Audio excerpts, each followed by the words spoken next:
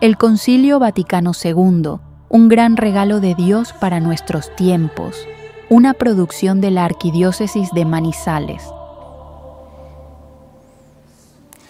Reciban mi saludo más cordial y la alegría de poder contar con ustedes en estos encuentros en los que hemos estado estudiando juntos el Concilio Vaticano II, el gran concilio que a mediados del siglo XX renovó y adecuó todas las estructuras de la Iglesia a los tiempos corrientes, a los tiempos modernos, que inserto en la tradición de casi 2000 años de historia de la Iglesia es la palabra con la cual se actualiza para nosotros una doctrina que es siempre nueva, siempre antigua y siempre nueva.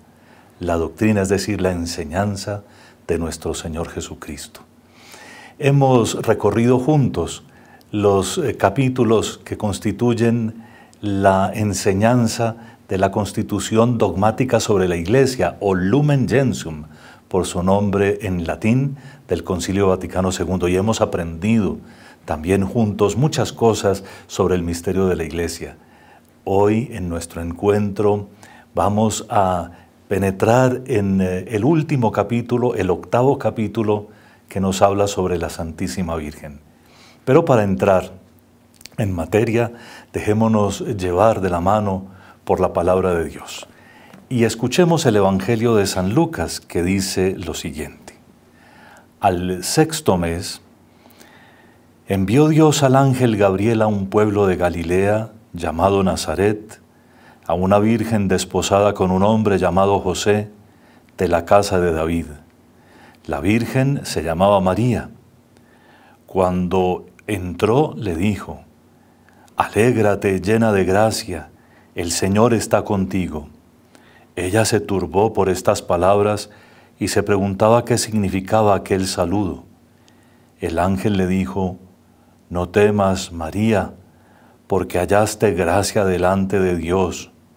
Vas a concebir en tu seno y a dar a luz un hijo, a quien pondrás por nombre Jesús. Él será grande.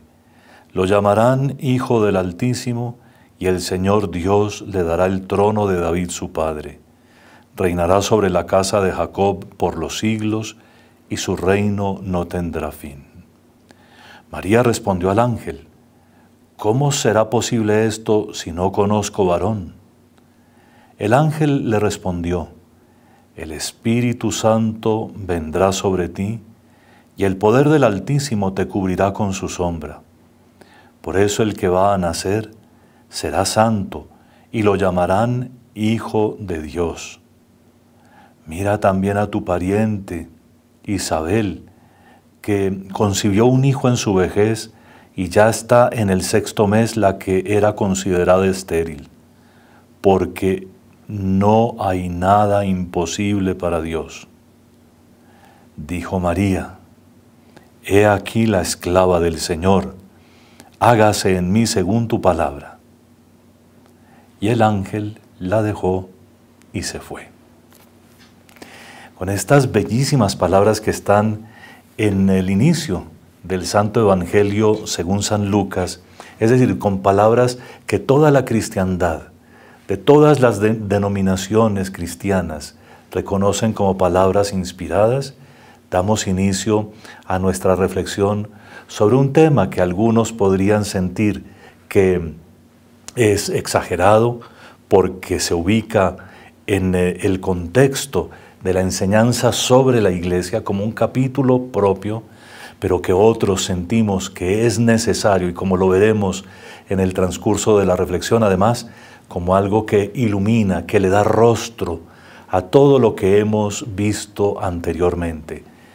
Ya habíamos repasado la estructura del documento para recordar que lo primero que tenemos que saber de la Iglesia es que ella es un misterio de salvación, un misterio por el cual nuestro Señor Jesucristo deja presente aquí, en la historia, algo que es tan de Él que es hasta su propio cuerpo, su cuerpo místico, por el cual Él sigue haciendo la obra de la salvación en el mundo, La iglesia se vuelve un sacramento, como un sacramento de la salvación de toda la humanidad y de la íntima comunión que es verdaderamente posible entre Dios y la humanidad. Vimos también, como lo repasamos, que la iglesia es el pueblo de Dios que peregrina y que como pueblo de Dios que hunde sus raíces en el Antiguo Testamento, de todas maneras se proyecta después de la muerte y la resurrección del Señor como el nuevo, el definitivo pueblo de Dios, que ya no es una nación entre muchas otras, sino que ya es el universo entero, por lo menos en cuanto a llamada, porque se espera todavía que muchos pueblos, muchos países, muchos seres humanos reconozcan a Cristo y entren a su iglesia. Y así sucesivamente estudiamos distintas dimensiones de la iglesia para hoy llegar a hablar sobre el papel de la Santísima Virgen María en el misterio de Cristo y de la iglesia. El octavo capítulo tiene 5 partes, contando la introducción. En la introducción, la iglesia comienza recordándonos hechos profundamente bíblicos, es decir, en la carta a los Gálatas, San Pablo saluda el misterio de la redención diciendo, cuando se cumplió el tiempo. Todos sabemos que era la plenitud de los tiempos. El tiempo de la encarnación era la plenitud que Dios tenía reservada.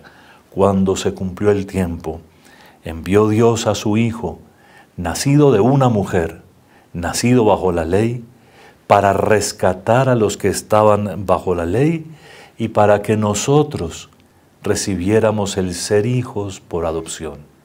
Una mujer en medio de este gran misterio. Esa mujer tiene nombre, se llama María. Esa mujer está suficientemente bien presentada por distintos textos de los evangelios y del resto del Nuevo Testamento, discretísimamente, pero tan eficaz que nosotros la conocemos y sabemos que esto que Pablo con una frase aparentemente tan sencilla y ciertamente infinitamente discreta nos anuncia como la mujer que tiene un papel único en la historia de la redención de los hombres y en la renovación de toda la creación. Ella, en efecto, está en el puesto en el cual a nosotros se nos hace hijos por adopción. Refuerza esta invitación a entrar en la materia el recuerdo del credo. El credo, que ya hemos repasado juntos en otra serie de programas, es un testimonio que viene de los primeros siglos del cristianismo, cuando no había ninguna división entre las iglesias. Si una iglesia realmente es cristiana, conoce y acepta todas las verdades del credo. Y en el credo dice con toda claridad que por nosotros y por nuestra salvación bajó del cielo y por obra del Espíritu Santo se encarnó de María la Virgen, como dice la Biblia, y se hizo hombre. No aparentó ser hombre, sino que Dios, en la segunda persona de la Trinidad, verdaderamente asumió carne y se hizo hombre. Esto es grandioso. Y cuando nosotros lo pensamos con detenimiento, ya no mirándolo desde el punto de vista del Hijo, desde donde siempre tenemos que verlo, pero nos ponemos por un instante del lado de la Santísima Virgen María. Por supuesto que tenemos que decir luego con Isabel, la pariente de María, que ella es bendita entre las mujeres. De esta manera entramos en materia, pensando en que también en el misterio de la Iglesia, la Santísima Virgen María tiene un espacio extraordinario. Así como en el credo, ella desde los primeros siglos es reconocida como Virgen y Madre de Dios, la Iglesia desde siempre la ha reconocido también como su madre, en una experiencia que no tiene comparación con ninguna otra relación que los creyentes puedan tener en relación con su salvación. Solamente Cristo, solo Cristo por encima de la Santísima Virgen María, pero ella como madre de toda la humanidad y en especial de la Iglesia, querida por el mismo Señor nuestro Jesucristo. La segunda parte del texto que vamos comentando tiene por título el oficio de la Santísima Virgen María en la economía de la salvación. Perdónenme, les explico un poco la palabra economía que se entiende aquí, no en el sentido mundano de las relaciones del dinero con los bienes y distintos recursos que posee una sociedad o que posee alguna persona, sino como la ley de la casa, es decir, lo que ocurre en casa. Economía aquí en este sentido quiere decir lo que ocurre en casa de la salvación. Entonces, en la obra de la salvación de nuestro Señor Jesucristo, la Santísima Virgen ha estado presente prácticamente desde el principio, primero anunciada por el Antiguo Testamento como Cristo, por supuesto, no tanto como Él, discretamente anunciada, pero luego en la realización y plenitud del Nuevo Testamento.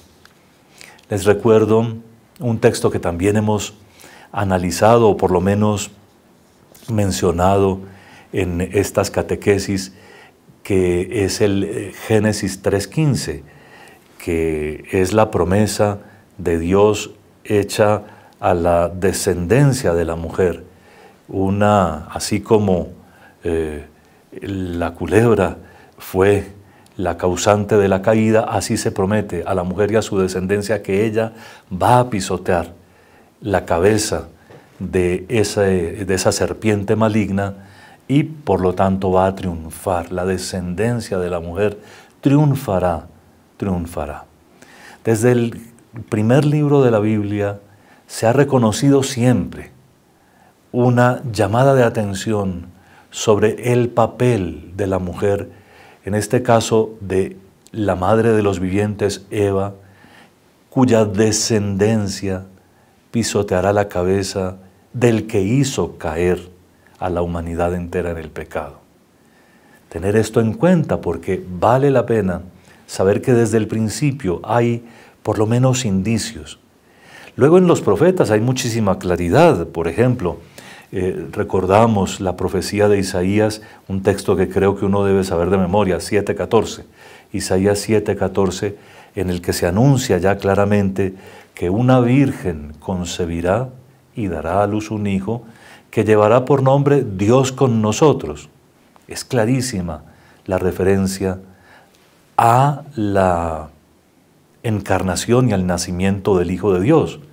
Por supuesto, los estudiosos de la Biblia tratan de buscar las relaciones que son tal vez muy interesantes con el entorno inmediato, pero Dios con nosotros no había existido. Todas las relaciones que pueden encontrar con personajes del Antiguo Testamento no son el Dios con nosotros que es Cristo. De tal manera que esta profecía es misteriosa en el Antiguo Testamento, clarísima al referirse a la Santísima Virgen en el Nuevo Testamento. Hay varios profetas que hablan además de la Virgen, a la que llaman hija de Sión, cuya virginidad consiste en la fidelidad intacta a la palabra. Si ustedes recuerdan, al final del Antiguo Testamento, solo los más pobres conservaban la fe y la conservaban con una fidelidad tan bonita que parecían a esa profecía de la Virgen de Israel. Mirando con atención esta profecía preciosa, al final del Antiguo Testamento están ¿quiénes? Están María y José, los pobres que conocemos nosotros, y en cuya fe quiso el Señor deleitarse y de quienes quiso participar. De María, de la maternidad completa, y de José, de esa presencia paternal que no falta en ninguna casa. Así pues, hay suficientes indicios en el Antiguo Testamento de esta maravilla por la cual el que tenía que venir vendría por medio de una mujer muy especial, en quien se realizarían muchos misterios para preparar bien todo el acontecimiento con el cual el pueblo recibiría la salvación. Pero llega el Nuevo Testamento, el texto que leímos al principio es definitivo. Un día la Santísima Virgen María recibe una visita tan misteriosa que la turba, la confunde un poco. Y esa visita, antes de que ella diga cualquier cosa, le dice: alégrate, llena de gracia. Nunca acabaremos de explicar bien ese término, llena de gracia. Lo digo de esta manera porque en griego es una sola palabra. Y es una sola palabra que es un neologismo, es decir, una palabra que se usa esa vez, que Lucas emplea para explicar el misterio en el Nuevo Testamento. Una palabra original por la cual se va a expresar algo original, algo nuevo en el mundo. La palabra con que se dice llena de gracia quiere decir que estaba, está y estará llena de la gracia, como revestida de ella. San Juan, muy posiblemente pensando en este mismo misterio, en el capítulo 12 del libro del Apocalipsis piensa en ella, o le viene mostrado desde el cielo la figura de la Santísima Virgen María y la ve vestida del sol, resplandeciente con el sol. Así que ella es la llena de gracia, la única de la que se dice eso en toda la humanidad. Y por lo tanto, aquella de quien nosotros sin ningún complejo, desde el origen de la iglesia, es decir, desde antes de que hubiera divisiones en la iglesia, decimos que es inmaculada, aquella que es, como la llamaban los padres de la iglesia, la toda pura, la toda santa, aquella que no conoció contagio del pecado. Esta maravilla que se desprende de la palabra de Dios es lo que hace que ella sea no solo importante en esos criterios que nosotros manejamos de quién es y quién no es importante, sino importante por su relación con el misterio de nuestra salvación, e importante porque en ella se cumplieron profecías antiquísimas. Una verdadera gracia para todos nosotros. Pasando el Nuevo Testamento, ella, el día de la Anunciación, se da a sí misma un título. El ángel la llamó llena de gracia, pero ella también al final, como lo leímos, se da a sí misma un título que la define de verdad. Yo soy la esclava del Señor, que se haga en mí según tu palabra. De tal forma la Santísima Virgen, cuando recibe el anuncio del ángel, cuando oye sus palabras, se dispone para hacer lo que Dios quiera con ella, que se consagra al servicio de su Hijo. Ella solo dice lo que siente. ¿Cómo será si no conozco varón? Pero el ángel la tranquiliza y le dice que es el poder del Espíritu Santo el que la va a fecundar, que es el Hijo de Dios el que va a nacer de ella. Y ustedes entonces imagínense cuánta grandeza ocurre por una mente que no solamente es tan normal como la de cualquiera de nosotros, sino que además no conoce el pecado. Cuántas reflexiones, no solo piadosas, sino tan realistas, tan claras, cuánta disposición para estar siempre con su Hijo, para dedicarse totalmente a la obra de la salvación. Y así la quería Dios, totalmente dedicada a la obra de la salvación, que es la obra de nuestra salvación. En ese momento, entonces, ella se define como esclava, sin complejos, sin apachurramiento. A nosotros nos cuesta a veces trabajo mencionar la palabra esclavo, esclava. Para ella es una realidad.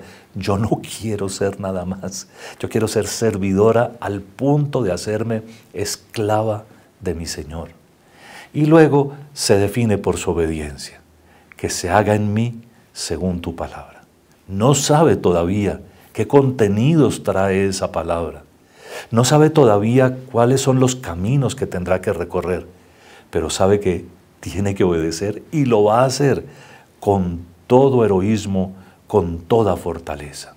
Después, como ya sabemos, ella porque en el mismo anuncio recibió la noticia de que su prima, que ya estaba entrada en años, estaba en embarazo, se decide ir corriendo a saludarla, a ayudarla, a atenderla a los últimos meses del embarazo y acompañarla en el parto.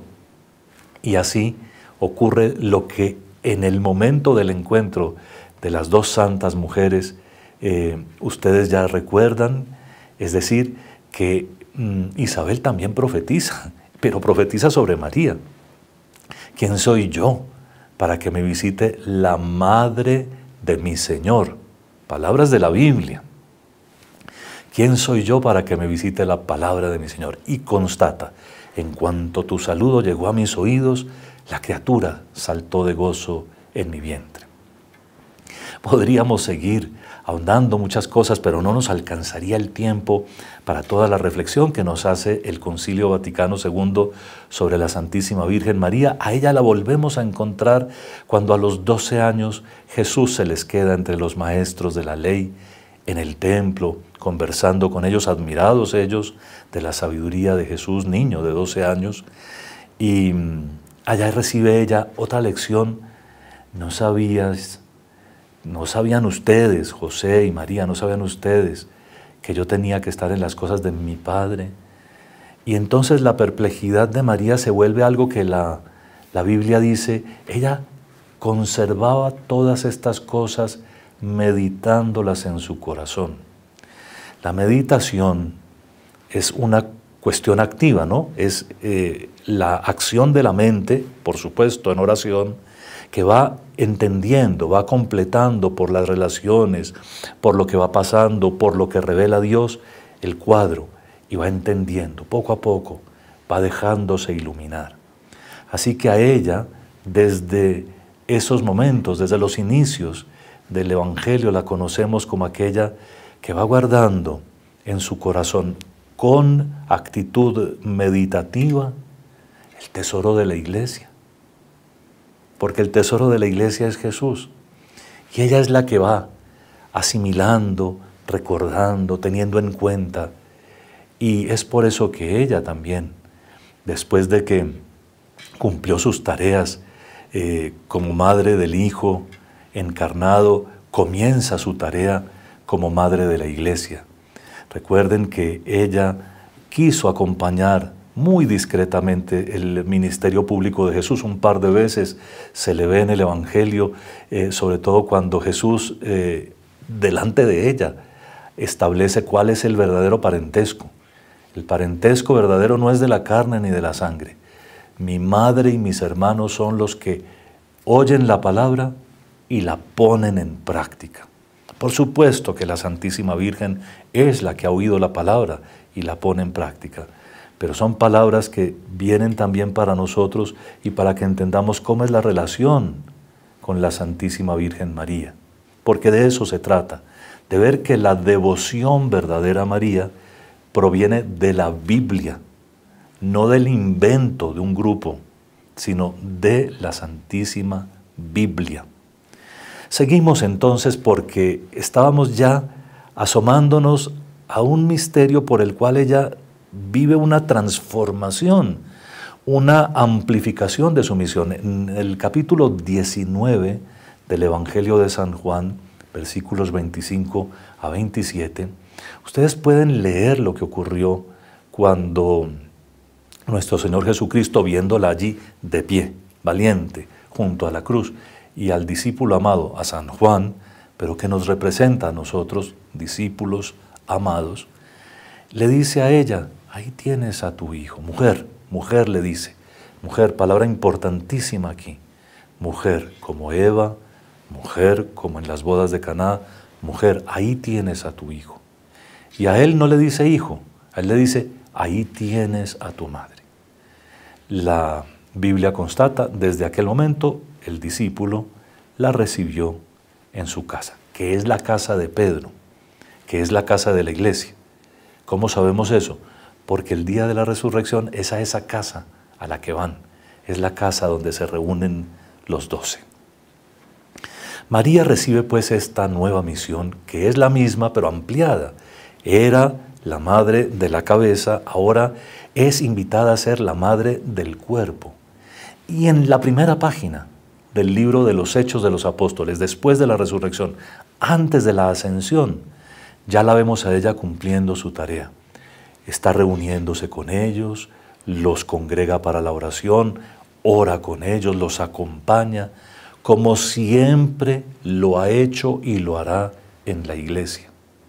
Porque su tarea, si bien fue cumplida a cabalidad mientras duró su existencia terrena, en un momento especial fue concluida, no para dar por terminada su relación con el misterio de nuestra salvación, sino para volverlo en la gloria del cielo junto a Dios, una plenitud como la que solo conocen los que han llegado allá. María, dice la enseñanza de la Iglesia, por supuesto, con suficiente fundamento en la tradición bíblica, fue llevada al cielo, fue asunta en cuerpo y alma. Y cuando tratamos de revisar un poco las páginas del Nuevo Testamento para entenderlo, vamos a ver que hay en el libro del Apocalipsis, también escrito de San Juan, una mención muy clara sobre la iglesia que se adorna como esposa y que comienza a vivir del banquete de bodas del Cordero. Desde el final, ¿no?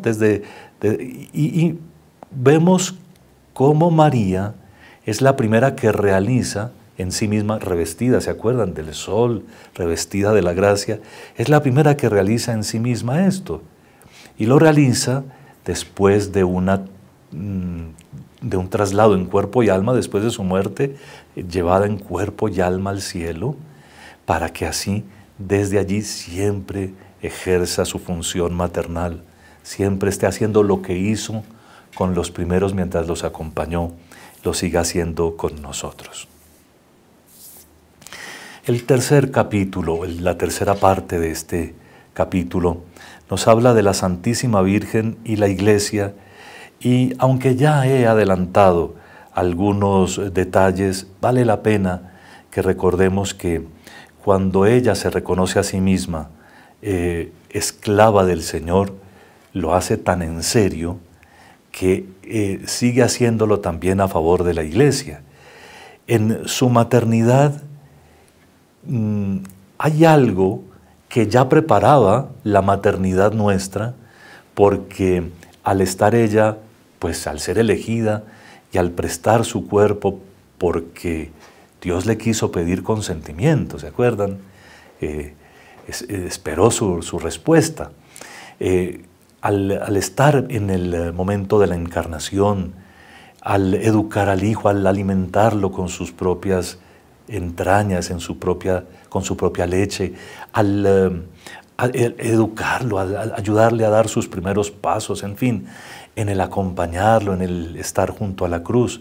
En todo eso ella estaba preparando la maternidad espiritual de la Iglesia, porque el mismo Espíritu que a ella la cubrió el día de la encarnación es el Espíritu por el cual nace la Iglesia y se constituye como una comunidad vital que se reconoce a sí misma como el cuerpo de esa cabeza.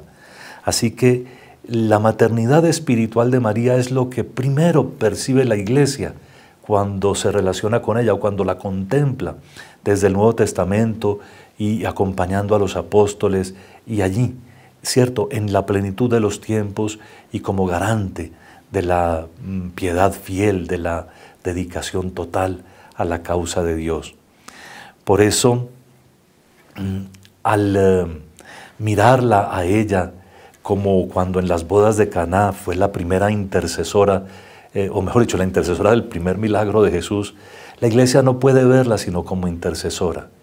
Y atención, que eso la hace también a su modo mediadora de gracias.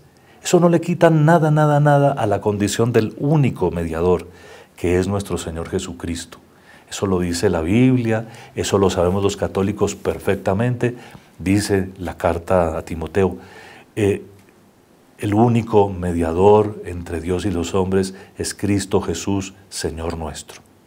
De tal manera que nosotros no tenemos ninguna duda. Toda la carta a los hebreos es una exposición bellísima del sacerdocio máximo de nuestro Señor Jesucristo. De tal manera que nosotros a la Santísima Virgen ni la endiosamos, ni la elevamos más de la cuenta. Pero lo que sí nos damos cuenta con toda claridad es que así como nuestro Señor Jesucristo quiso participar de su sacerdocio, no solo a los sacerdotes que no son, digamos, más sacerdotes, solo Él es sacerdote, solo Él es mediador, pero Él quiso participar, Él quiso que los sacerdotes participaran de su sacerdocio de una manera especial y quiso que todo el pueblo cristiano, que todos los bautizados participaran del sacerdocio suyo también de otra forma, es decir, para que todos podamos ofrecer sacrificios espirituales agradables al Padre. Asimismo, Él no ha tenido nunca reparo en dejarse solicitar cosas. Lo dice el Evangelio.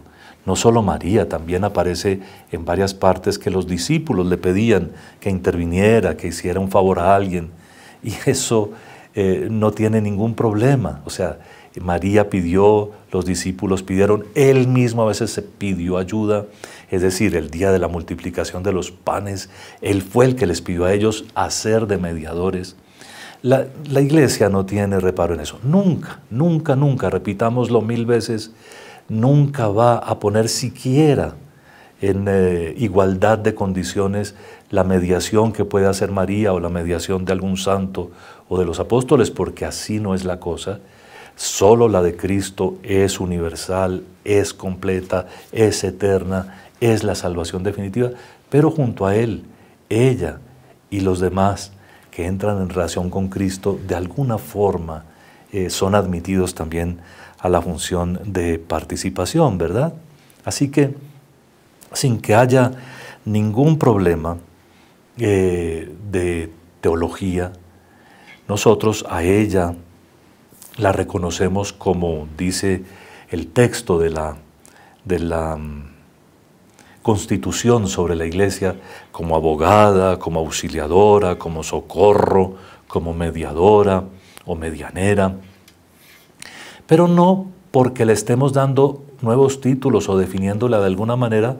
No son títulos, digámoslo, son nombres que le queremos dar, pero no son condiciones que ella deba tener, digamos, a la fuerza, pero son experiencias que los cristianos hacemos sin que le quitemos a Cristo nada de lo abogado, de lo mediador, de lo socorro, en fin, nada, nada, nada.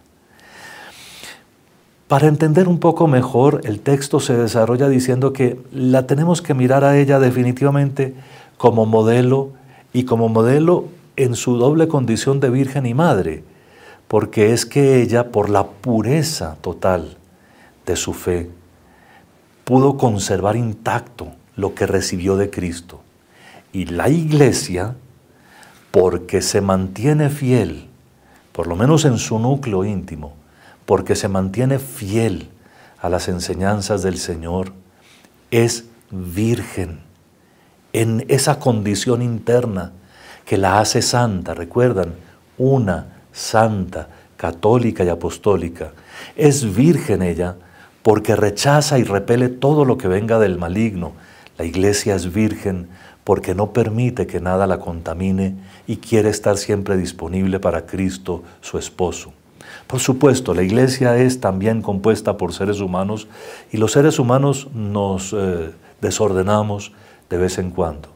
Pero la Iglesia, el misterio de la Iglesia, aunque lo conformemos nosotros, es virgen, y a nosotros los que caminamos con tantas dificultades nos toca mirarla, porque ese llamado de la virginidad de María, sobre todo contemplado bajo la dinámica de la total transparencia frente a Dios, de la disponibilidad absoluta para lo que Dios quiera realizar en nosotros, es lo que hace que la condición virginal de María se nos participe. Y nos toca crecer en eso, nos toca crecer. Sobre todo, no dejar que nuestro corazón se divida. El corazón de la Virgen Madre se reconoce así, virginal, porque no se divide entre amores. Su único amor es el Señor y por supuesto la humanidad que el Señor quiere salvar. Pero es madre y nos toca imitarla también como madre. La Iglesia no duda ni por un instante en esa función de maternal condición, porque ella sabe que da hijos al Señor, ¿verdad? Ella sabe que por la predicación y por el bautismo engendra hijos a Dios. El bautismo y los demás sacramentos dan vida, realmente dan vida, y por lo tanto la Iglesia que los administra de verdad es maternal. Y la única manera de ser madre, la Iglesia, es siendo como María.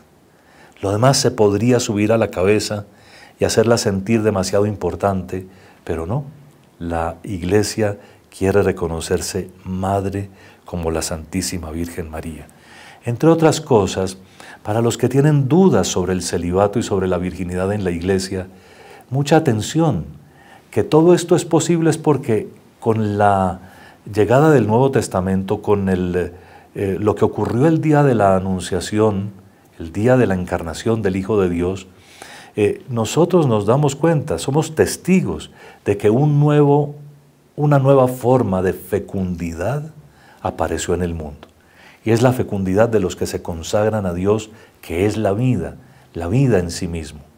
Así que es fecundo el matrimonio, por supuesto, y es modelo y es forma también de alianza, pero es fecunda la virginidad cuando se consagra al Señor y es fecundo el celibato cuando se vive en ese estado por amor de Dios.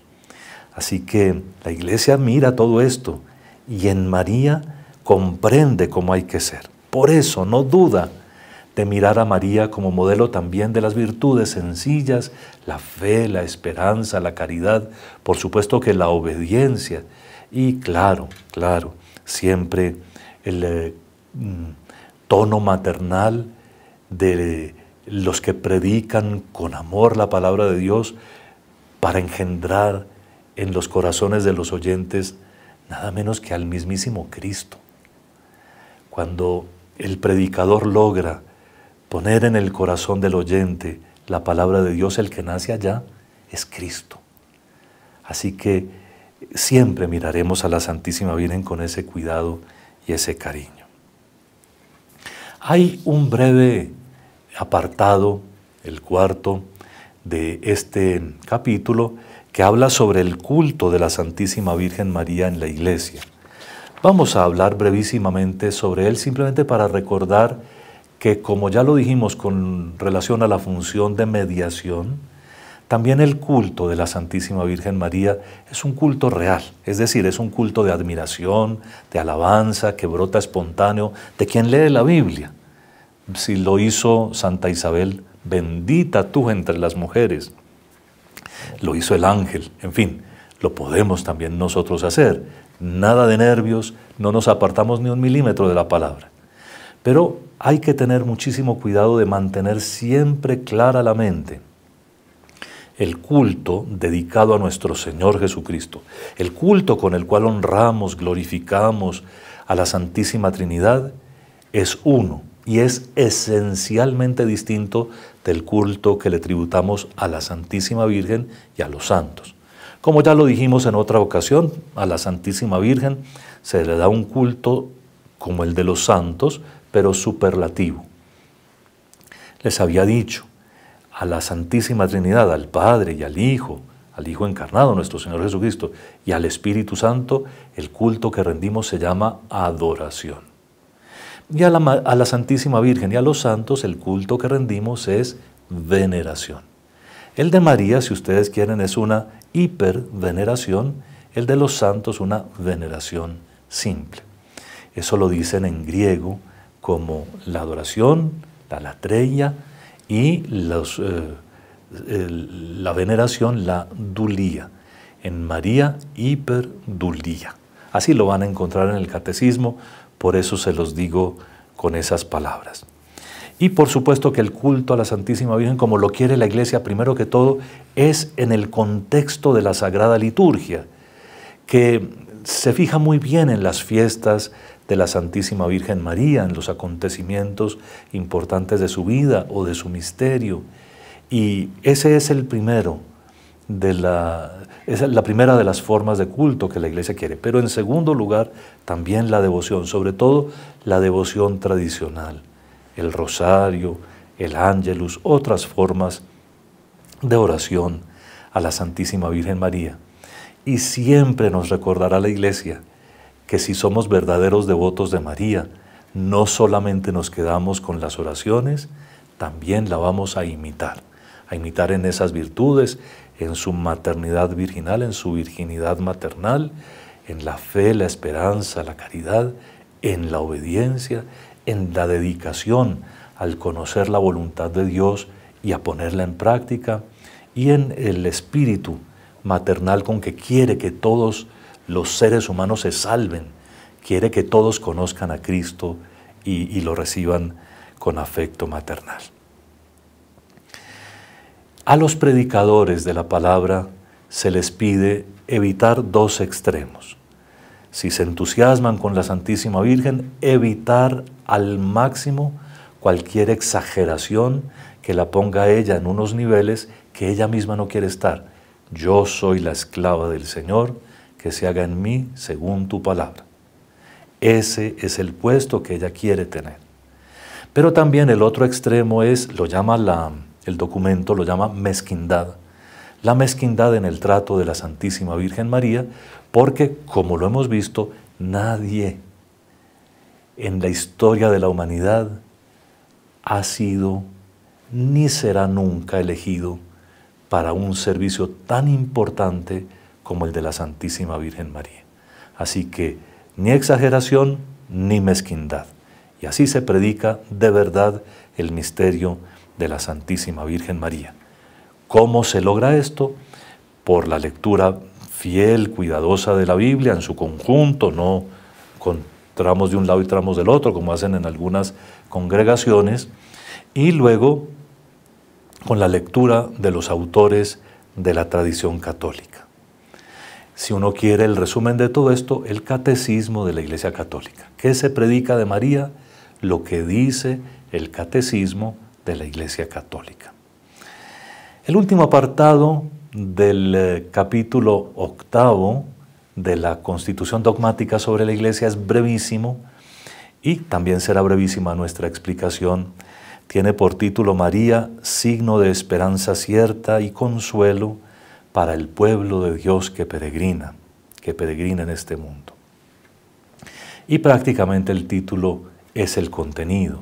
¿Sí? María, tal y como la contemplamos en la palabra de Dios y en el magisterio de la Iglesia, es sobre todo para nosotros un signo de cosas grandiosas. Por ejemplo, en un momento tan corrompido en materia de pureza sexual y de búsqueda de la castidad, María es un signo extraordinario. En un momento tan complejo de soberbias y de ataques, María, por su obediencia, es el signo del camino que hay que seguir. Y así podríamos seguir con una cantidad de virtudes que la hacen a ella signo para la generación actual de cómo es que hay que acoger el reino de Dios y cómo es que hay que vivirlo. Pero ella es también signo de aquello que nos consuela a nosotros, que nos da la esperanza, porque ella, que supo acompañar a la Iglesia desde el principio, la acompaña ahora y la acompañará siempre.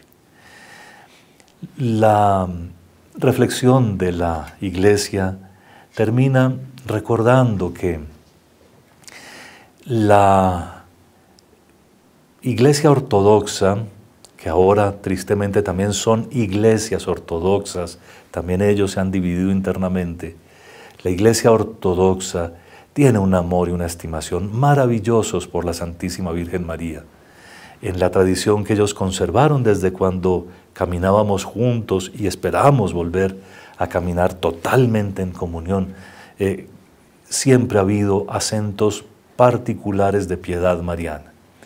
Y en las demás tradiciones cristianas de origen reformado en el siglo XVI, algunos ponen acento en algunos detalles de la figura de María, normalmente hablando las iglesias, aunque sean protestantes, nunca omiten nada de lo que dice la Biblia sobre la Santísima Virgen María, y pues de todas maneras lo que esperamos es que un día también ellos se reúnan, también volvamos a formar el único cuerpo de Cristo, que es la iglesia de la cual ella es y ha sido constituida madre.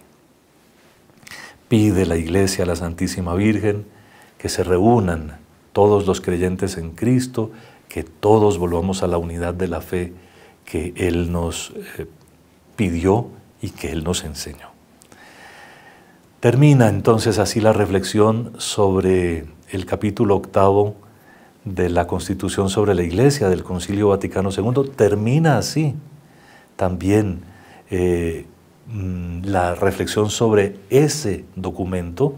Terminamos de una manera, digamos, gloriosa, pensando en la Santísima Virgen María, la meditación sobre la Iglesia. En nuestro próximo encuentro seguiremos con el Concilio Vaticano II. Seguiremos procurando que la indulgencia que se nos ofreció se vuelva además el provecho espiritual de quienes conocen, y el segundo documento del Concilio Vaticano II les va a gustar muchísimo. Si este les gustó, les va a gustar mucho más el siguiente, porque es la vida misma, aquello que le da vida a la Iglesia, es la meditación del Vaticano II sobre la palabra de Dios.